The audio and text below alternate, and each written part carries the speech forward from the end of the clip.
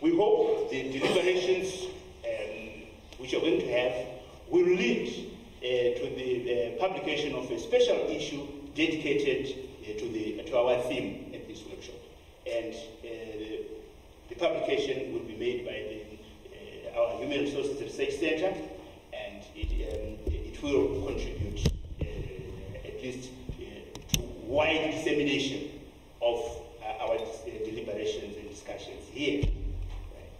And later, we also expect this will stimulate us to provide resource materials for the new curriculum at primary school, with particular reference to science and technology.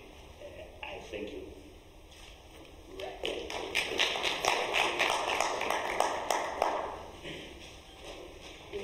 And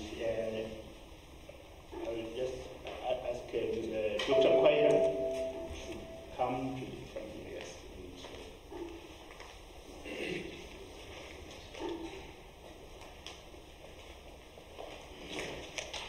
Just like Namasasu has said,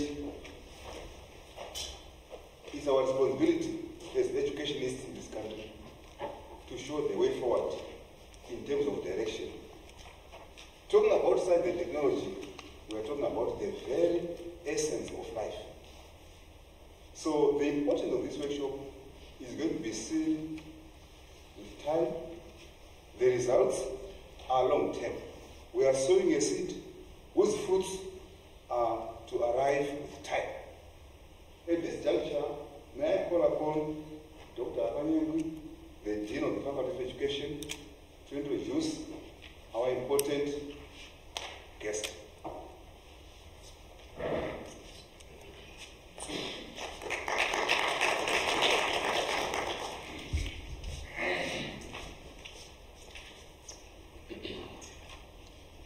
Good morning, ladies and gentlemen.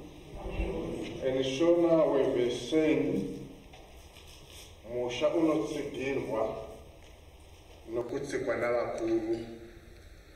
In other words, I'm trying to say, tinozwa kuziyirwa nokwa Pro-Vice Chancellor. We do not take your presence here for granted. We appreciate your coming. And our Pro-Vice Chancellor does not really require much introduction.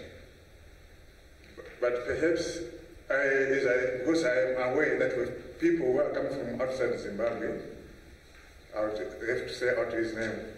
Just to make the Pro-Vice Chancellor aware that while we are looking at issues that are specifically very relevant to Zimbabwe, we also have colleagues from outside Zimbabwe who are interested in what we are doing here.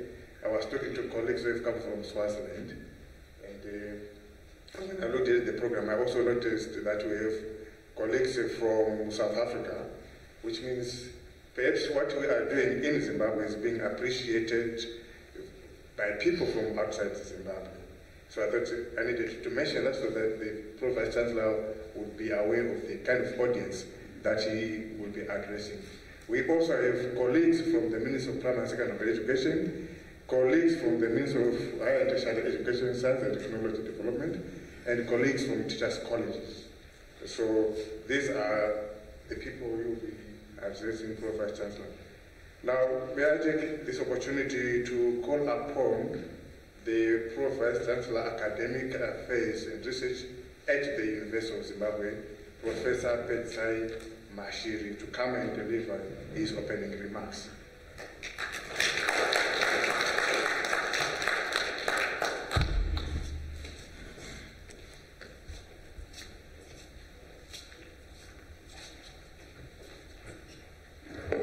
Ladies and gentlemen, first and foremost, please accept our very sincere apologies for keeping you waiting. You didn't have to wait, really, because the program is always flexible. We had slight management issues. I mean, the Vice Chancellor was supposed to come.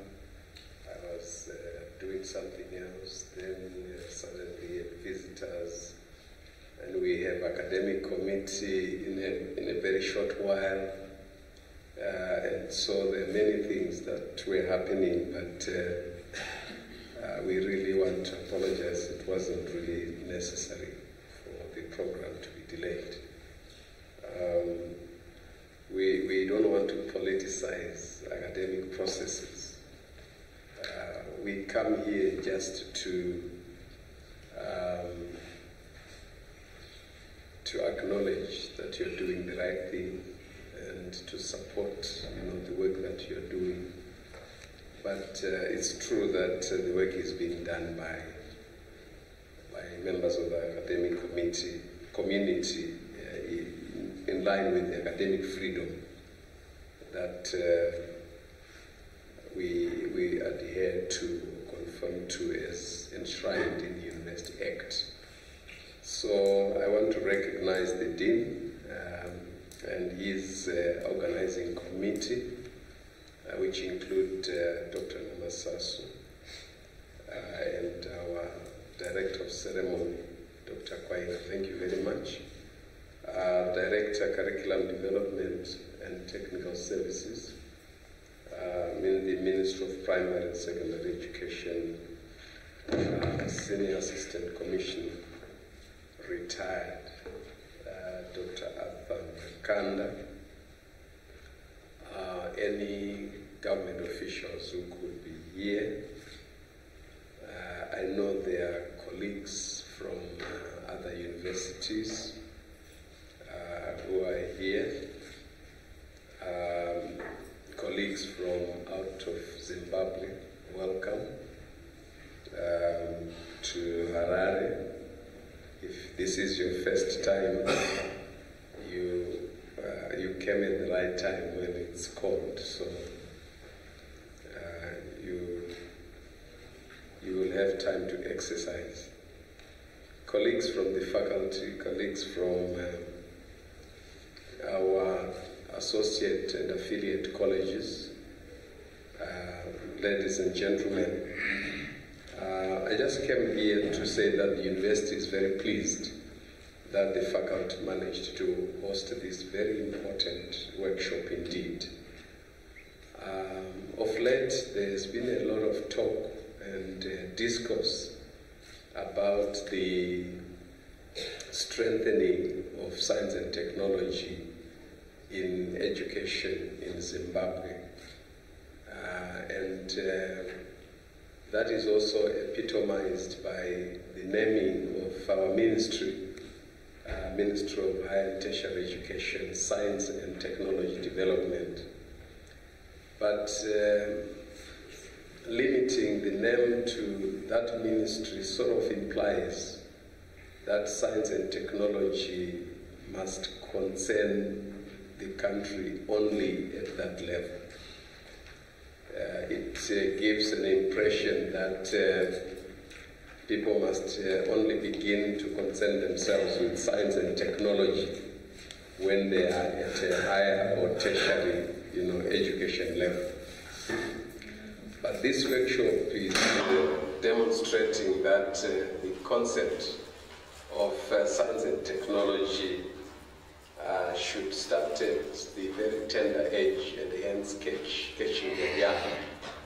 But I would like to argue that the concept of science and technology in education does not also necessarily start at primary school level. It starts at conception. As a mother conceives, there are certain symptoms that are observed at that level, which clearly indicates the response mechanism that is happening in the connection between the baby and the mother and the outside world. It's a fetus at that level, yes, but as the fetus develops, there are certain response mechanisms that a mother displays. And you know what the Africans say about some of those responses or some of those symptoms. they have their own explanations, but no one has ever been clear why, a pregnant mother craves for sand, or what do you call it, anthill.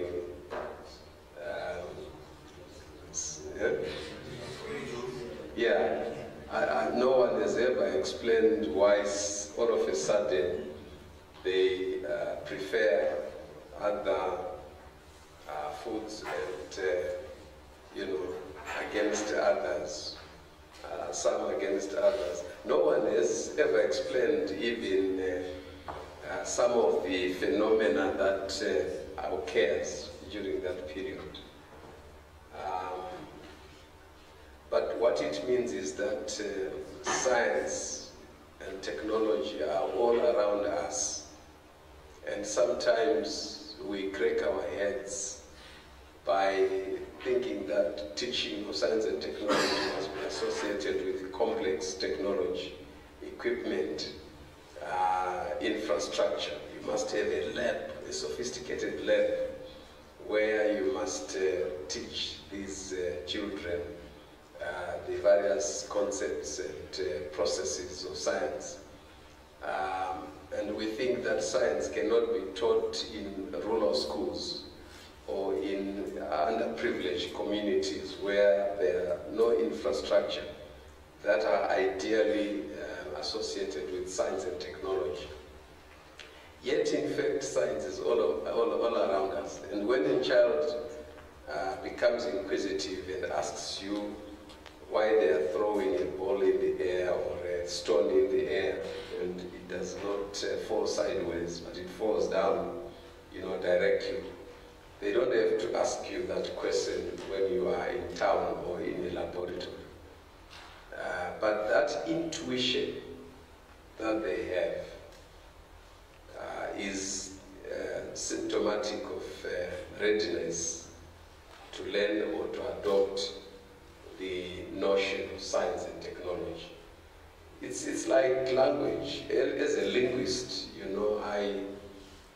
the first thing that language students learn when they learn theoretical linguistics is they learn about the origins of language. They learn about the characteristics of human language. And the basic statement that is always taught is that language is uniquely human, and it's something that people are born with an endowment of. They are born with a disposition, to learn language. So that intuition that stimulates the inquisitive attitude in children clearly shows that they're predisposed, to learn science and technology. But I think the most important thing is that as we try to catch them young, and as we try to develop teaching and learning materials, we must be aware that the world is moving faster than all the attempts that we are making.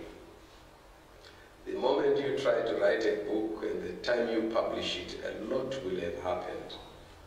And I tell you that within a few years to come, with the technology that is developing, it should be possible, really, to receive a message on your mobile phone without a handset.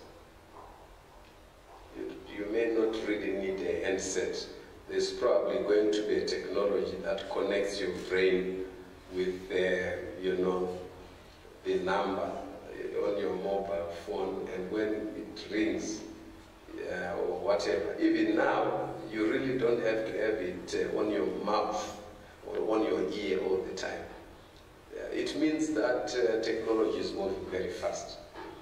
But technology or knowledge is no longer a preserve of adults as it was perceived in the olden days, where, knowledge was presumably progressive. Students were taught that you must not learn certain information before you get to a certain stage of education. And hence, when we were in primary school, if you had 1 minus 5, the answer you were given by teachers is obviously it can't. You know, how can 1 minus 5? The answer is it can't. It can't was a way of denying, children at that age to learn about concepts on the assumption that their brain and their level of preparedness is not yet ready to process, that knowledge, which is not necessarily scientific or scientifically proven. There are certain concepts or certain notions of science which we were not, or which some children are not even allowed to process at the earliest age. For example, when a child asks their parent, when they have a newly born baby, where did you get, mother, where did you get the baby from? If you go to the townships or the rural areas, they will be told, I bought or I got the child from the clinic, and so children believe that clinics manufacture babies and then mothers are just given babies at the clinic. But what the mother is trying to avoid is sexual education, isn't it? Because they think that it's too early for the child to process sexual education. But you go to underprivileged communities where they've limited accommodation and they sleep in the same room with their infants, or what you call them, 3, 4, 5-year-old children. They think that they should wait until they think they are fast asleep, in order for them to have intercourse. But they don't know that the child is now aware of the trick. And they will pretend to be asleep when in fact they are not asleep. And then when you follow them outside where they are playing with others during the day, you will realize that they are not as naive or as immature as you thought. Because they then, reproduce, the drama at the playground. And that must clearly show you that it is not necessarily true that science and technology must be taught only after a certain level of development. But what it means is that whatever it is, we must find ways of teaching it at an appropriate level, pitching it at the appropriate complex level. There are appropriate concepts and appropriate methodologies at every level of child development, which is a critical issue related to child socialization. So I think it is important that as we teach science and technology, as we develop teaching materials, as we conceptualize methodologies for teaching science and technology at various levels, we must then be aware of a number of things. One of the things is that there are possibilities of adaptation in making sure that we can use indigenous technologies, or we can use nature that is around us to teach science and technology. We must also know that in the education system, Dr. Makan, we need now, I'm sure higher education is now telling us that they are almost ready with the National Qualifications Framework, which we have been clamoring for many years. But I don't know how far the level of consultation has gone, because they are really going very fast with the exercise. They wanted it as part of the 100 days. Now maybe it will be part of the 200 days, I'm not sure. But we've always been clamoring for a national qualifications framework because we were saying it is important to be able to relate, the level of language, of knowledge acquisition, the level of assessment, of competencies from the lowest level, of learning to the highest level. And you will discover that if that were the case, we would not be having problems we are having now. Because there are programs we teach here, for example, at this highest level, which students meet for the first time. They meet the knowledge for the first time. For example, students come here and begin to learn a subject such as agronomy and land management, right? They come and learn that here for the first time, but they will not have done agriculture. They will have done maths, physics, chemistry, and biology. And after the first semester, the results are not very pleasing. But it's because there is no prior knowledge that has been anchored, that on which the teaching at first year level is anchored. So that lack of synchronization of levels, which you are, I'm just talking to the converted, preaching to the converted, it's very important. So, but the most important part is that when we develop materials, when we develop methodologies of teaching science and technology at primary school, we must be aware that there are taboos, there are myths, there are practices, starting at family level, which at least inhibit or at least fight against your efforts. Because at family level, there is a general belief that this amount of information, this level of technology is too difficult for children. But look at what they do with the mobile phones and with the gadgets that we have these days. I remember a year ago, my brother-in-law's 3-year-old son visited us. And then there is this function on the smart TV of putting a code to log someone out if you don't want them to access certain channels. And he actually logged us out. And he went back to Tanzania with his parents. And we had a serious problem. Until, my younger son came back from where he was. And it took him a flash of a second to use the same remote control I was holding for hours, to just deactivate, the system. And so it shows that the level of cognitive development in our children is no longer or has even never been as simplistic as we have always thought.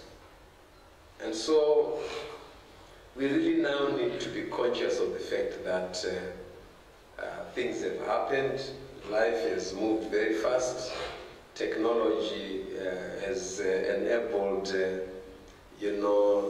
what you call it, inverting or invasion of authority.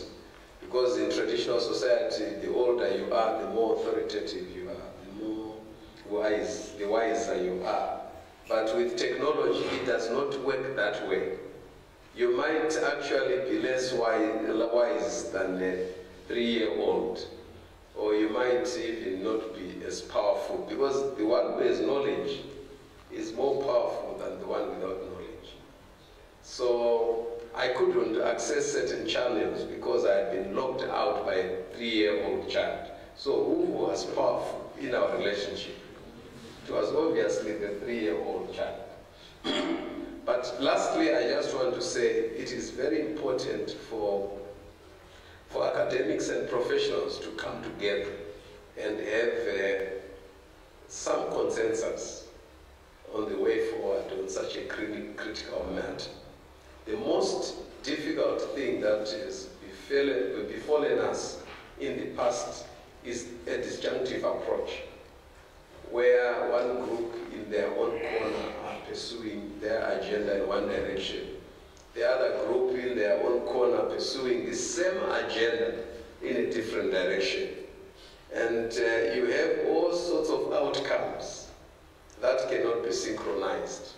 And at implementation level, it becomes a problem because each one is trying to prove that their own research outcomes and their own conclusions are more plausible and more convincing than others, and hence they should be implemented. But when you have a consensus among professionals and academics, then you have a guarantee that the research outcomes are likely to be implemented quicker, and that at least the recommendations you make to policymakers will be accepted and implemented faster. So I wish you all the best in your deliberations and hope that we will be able to arrive at conclusions, not only to publish, in a journal or in a book, but also to try and see if we can use modern technology to disseminate the outcomes and the information. Let's not be one track, use a one-track trajectory. Let's try and say the sort of uptake of our research results must be published, yes, in a book form, but we must use other media as well, which are highly accessible. Because, yes, last night I discovered that the President, His Excellency, is now on Facebook, and that he is a number that was advertised for those that want to follow him on Facebook. And you see that, for the first time, you have a head of state that is accessible to that extent. Obviously, I'm already campaigning. But what it means is that with technology, you will discover that it's no longer necessary for you to believe that you are the only person who knows something. There's no monopoly of knowledge anymore. And there's no need to pretend that you are reinventing the wheel. No. See what other people have done. Look for benchmarks and best practices. And then, look at your context and see how you can, adopt and adapt, to the context. But there is no need to think that you are the best and most knowledgeable, because technology has demystified that. So thank you very much, and all the best. Ladies and gentlemen, that's a mouthful. What we have been getting just a few moments ago, is an advice for life. What the BBC has said reminds me of what happened during the weekend. My mother-in-law received some money, eco cash, but she couldn't read the figures, how much she has been sent. She had to call her granddaughter. I'm talking about a 4-year-old. Can you come and tell me the numbers that are there? And that child was able to tell her that, this patient is. So, ladies and gentlemen, what the PVC said, if you didn't know, is reminding us that our future is in the hands of those little boys and girls. Our future is here. If we mess them up, messing ourselves around. So we need to take care of them. Ladies and gentlemen, can we have another round of applause? At this juncture, may I call upon Dr. Masasu to introduce our important guest speaker.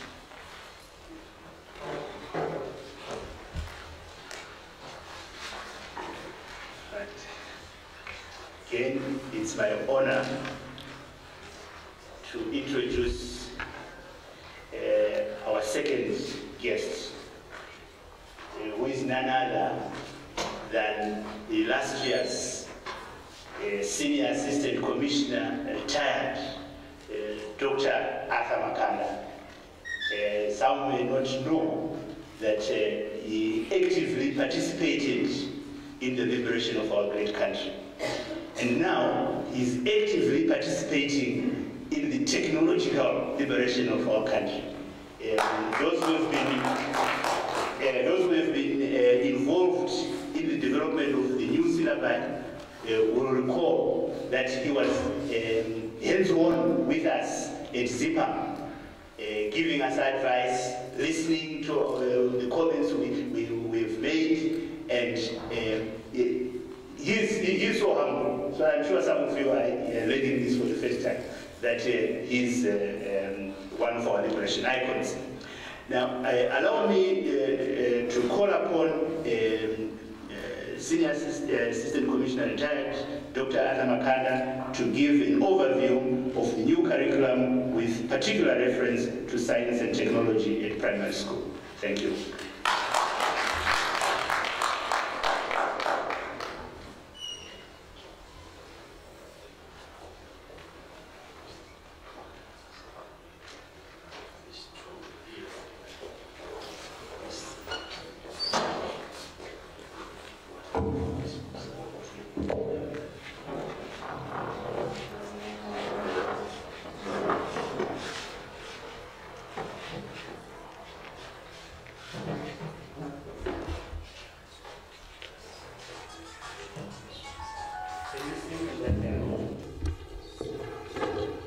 We want the flag, the two flags, with prominence. Thank you very much, Dr. Masasu. May I recognize the presence of the Pro-Vice Chancellor, Professor Mashiri, the Dean, Dr. Apanyegwi, and all of you participants to this workshop, conference. But as probably was started by the Professor, the Pro-Vice Chancellor, may I also start by apologizing for something. I'm literally coming from a hospital bed for the past week, and I just want to say, if you observe glitches, please don't blame it on me, blame it on the hospital bed and the cold weather. So, literally, I will be reading through what I prepared, and those who know me, probably you know me being more active than I will be today. I've alluded it to the cold weather and the hospital bed, so bear with me. Probably you can then, where is the operator now? Let's proceed. What the Pro-Vice Chancellor said is exactly the thinking that we had when we were developing the curriculum framework. There were all sorts of arguments to say, can we start to teach maths at ECD? Can we start to teach science at ECD, and so on? And yes, there were healthy arguments, and from those arguments we realized that it was necessary to introduce maths and science and technology at that level. I am saying introducing because we are trying to follow the structure. But what Professor Mashiri said is really science is everywhere, and it starts at the level he explained. And when we have our own babies, yes, we would find, we buy them toys. We start with those, what you call them, the kind of those jingles, so they will follow the noise. And from there, probably we buy sort of a push tray, or yes, so that they can walk along, they play and so on. We are introducing concepts, but let me quickly go through what I have prepared. The curriculum framework, where is the... No.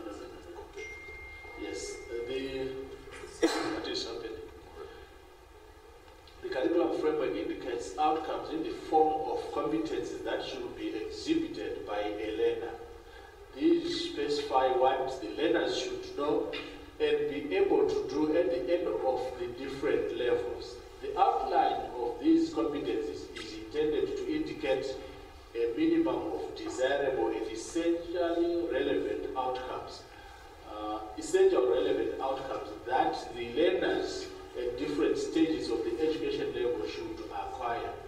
The outcomes should be desirable for individuals, their communities, and society as a whole.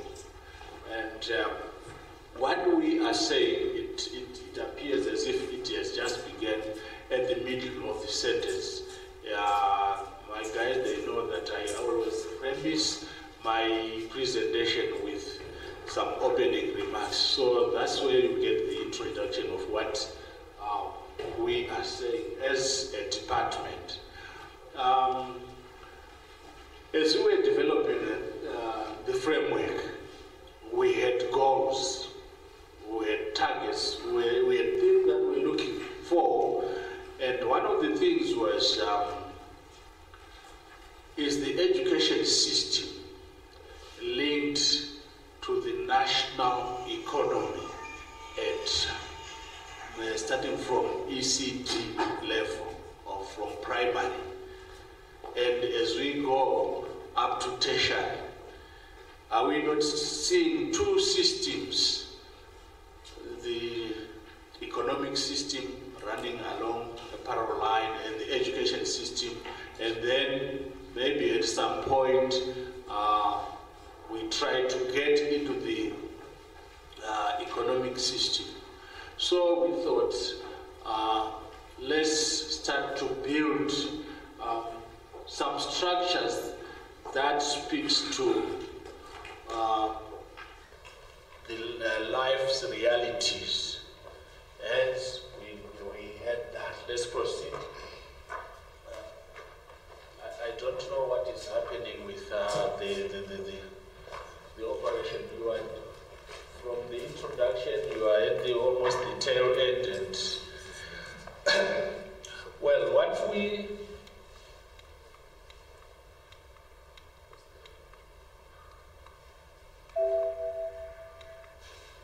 the introduction. Let's go to the introduction. The introduction of maths. My paper is. The introduction of maths and science and technology at infant and junior levels, and various branches of sciences and maths and technology at secondary level seek to promote the teaching and learning of STEM and develop learners' interest and a passion for sciences. What, from our previous experience, and those probably of my age, you would realize that these two possibly learning areas, maths and science, they were a nightmare, because they were probably drilled into us. Some of us did arithmetic. They were drilled into us using a stick. And obviously, when you think of going to school, you also start to think about the maths teacher, the science teacher, and the whip. So we are saying we must develop methods or methodologies that interest learners to learn maths and science. We are not disregarding all other learning areas. In the primary framework, we have the STEM and the STEAM. But today we are talking about the STEM. So the main goals of introducing the scientific approach of teaching and learning at infant levels include, but not limited to, the following: acquiring of foundational skills for learning in the cognitive, psychomotor, and affective domains, establishing of building blocks for socialization, whether it's science, math, sports, etc. We are saying yes from their families. There is socialization, but it may not be really adequate. Half the time we say, give him or her a toy so that they can play outside alone. Yes, they will play with the toy, break it, and so on. And in some cases, if it is a long play, you find them asleep. But now when they are at school, ECD, now you are kind of structuring the knowledge, you are structuring the blocks in the socialization, and you will find them grouping themselves to say, these ones are interested in science, these ones are in math, these are in sports, and so on and so on. So this is what we are trying to achieve. They demonstrate early signs towards lifelong and problem-solving aptitudes. Let's proceed. At junior, we have indicated that at infant is foundational knowledge. Now at junior, they must be able to demonstrate the knowledge that they would have acquired, the skills in language literacy, in numeracy, and technical areas. One thing that we also probably want to emphasize is the link of the language and these learning areas. What is it that we say? Often times we hear that doctors have their language, soldiers have their language. I'm sure as in the academic field, you also have your languages in your various departments. But we are saying, let's look at the link and assess whether it will help to develop the skills that we intend to develop. And then at that level, there must be a manifestation of growing abilities and disposition for independent learning and skills for problem solving. That's at junior. Problem solving. Let's not think of very big problems. The Vice Chancellor talked about the television, the coding. It doesn't look a big problem, does it? But somebody blocked, and of course, it became a problem. Suppose they wanted to watch the news at that particular time. They couldn't access that. But it's only a 4-year-old. And then somebody would then just come in and block. We are saying this one now unblocking is solving the problem that the parents had, little as they were, or as they are. So at secondary, we are now saying there should be an establishment and consolidation of firm grounding in sciences and technology disciplines, deepening the theoretical, practical knowledge of selected disciplines in preparation for further education and workplace skills. We saying in the framework we have pathways and we have profiling. We'll be talking about profiling. So, as teachers, as you train the teachers, they must understand these concepts of profiling, of identifying the inclinations of the learners, of the children. So, so that they will be able to help in guiding the learners. Let's proceed maybe quickly.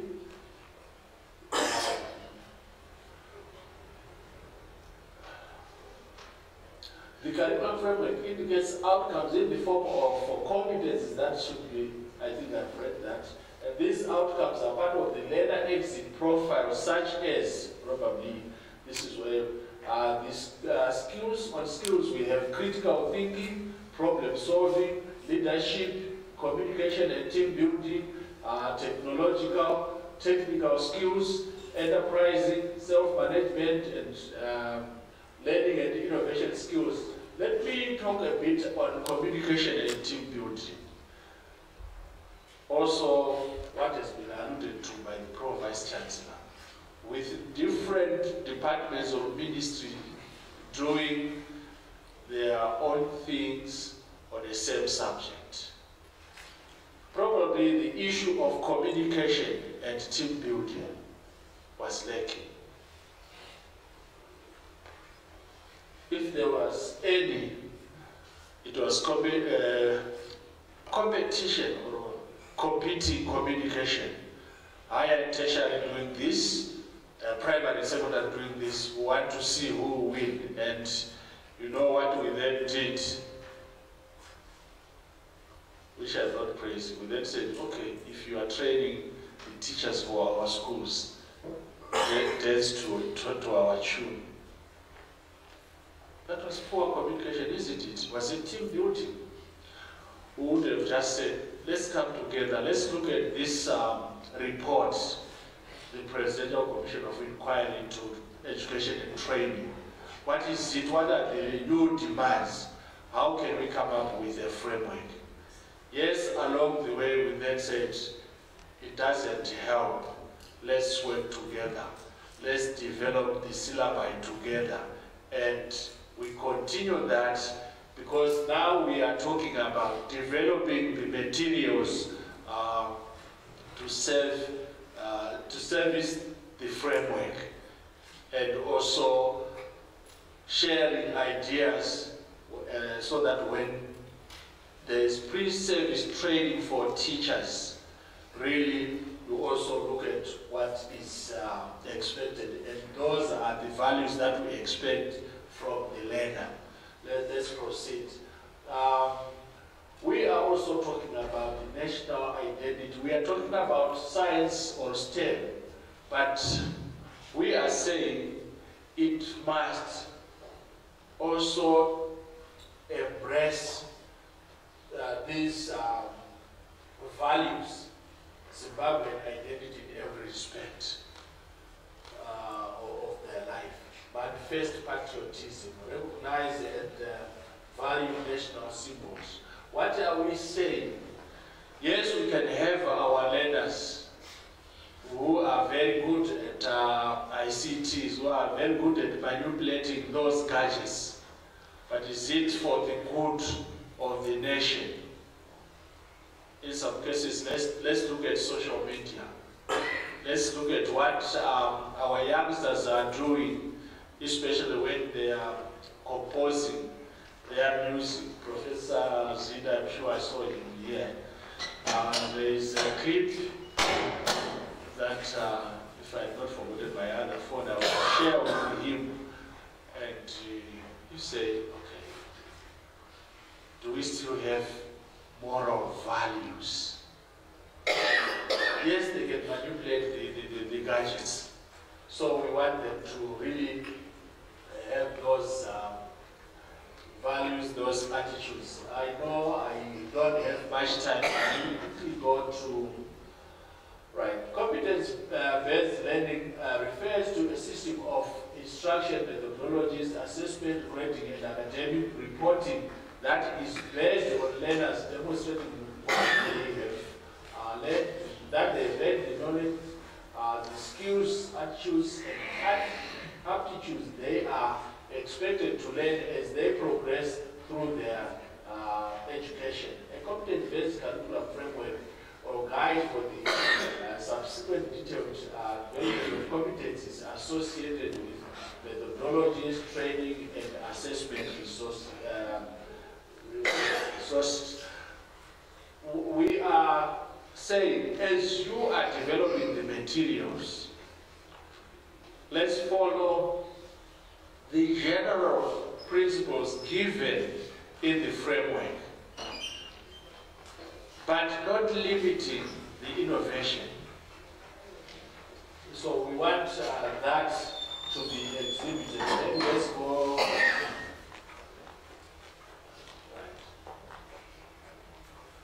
The curriculum framework stresses learner-centered approaches. The focus on learning revolves around the learner as they engage in the search and discovery of the new knowledge, of new knowledge. The teacher acts as a co-explorer and facilitator in the knowledge discovery in order to arrive at an objective understanding of content and the demonstration of skills so acquired. This is what we are expecting from the learners and the teacher. It must be interactive. Forget about the stick. The learners must dream about going to school to meet with an interactive teacher. Right. So the focus of teaching and learning is targeted at engaging learners in addressing real-life problems. Within the context of networked learning, schools will be transformed from mere buildings to nerve centers that connect teachers and learners in the community. The focus will thus be on knowledge generation, not just information delivery, and treating learners as empty vessels ready to be filled with information. Schools will create learners who are thirsty for information and with a culture of inquiry. It must be, yes, a culture of inquiry, but it also must be guided. Professor Bashiri indicated that there are certain there is certain information that must be introduced at the appropriate time. And unfortunately, with the new technology, it's almost everywhere.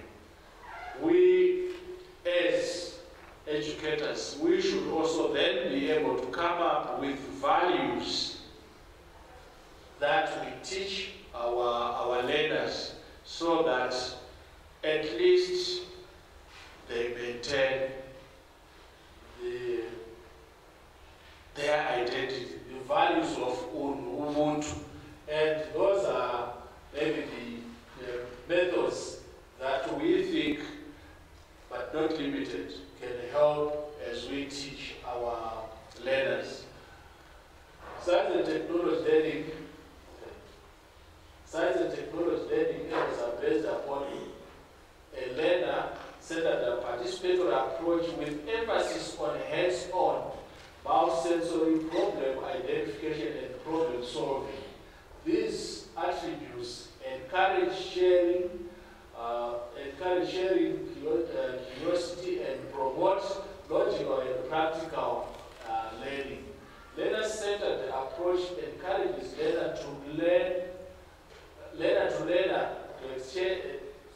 learner-to-learner exchange of scientific ideas, experiences, knowledges, skills, and attitudes. Exchange of scientific ideas. And during our time, it was copying. And also copying, you would not discuss. In other words, you are stealing from the other. If it is in a classroom, you are busy writing a text, you then cast your eyes and then you steal the knowledge. And if probably you were not there when the lesson was delivered, then you say, copy your notes. There is really not much in terms of exchanging of ideas. The learners must be able to discuss what they've learned. And innovativeness and inventiveness are strongly recommended in the teaching and learning of science and technology. The curriculum framework takes a holistic approach to assessment. This approach entails assessing learner competencies on a continuum that includes knowledge, skills, abilities, values, and traits. You may have noticed that we are just repeating the knowledge, skills, abilities, values, and traits. We are trying to say, let's emphasize on the competencies and ensure that they exhibit these values. However, the last stage of assessment is a demonstration of acquired skills, abilities, and knowledge in an integrated manner. This level of performance indicates what learners are able to do and become. Let's proceed. Let's see the other slides. I will just summarize. Right. What we are saying, changing roles of teachers, learners, curriculum content. The learners from the learners being passive to active participants. Teachers being authoritative to be facilitators and enablers of learning. From straight-jacketed methods, chalk and talk, to interactive methods. Strong subject or topic boundaries to integrated and holistic with maybe soft boundaries. Integrated and holistic. What do we do when we are teaching about minerals?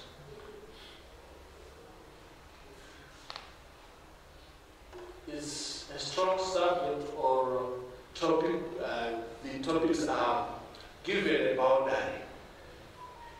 Do we really link them to say, if we are to start with geography, the location where we get these minerals, where we locate them in the country, and then we talk about the chemical composition, say if it is iron, in one lesson, and then we talk about the value of that ore.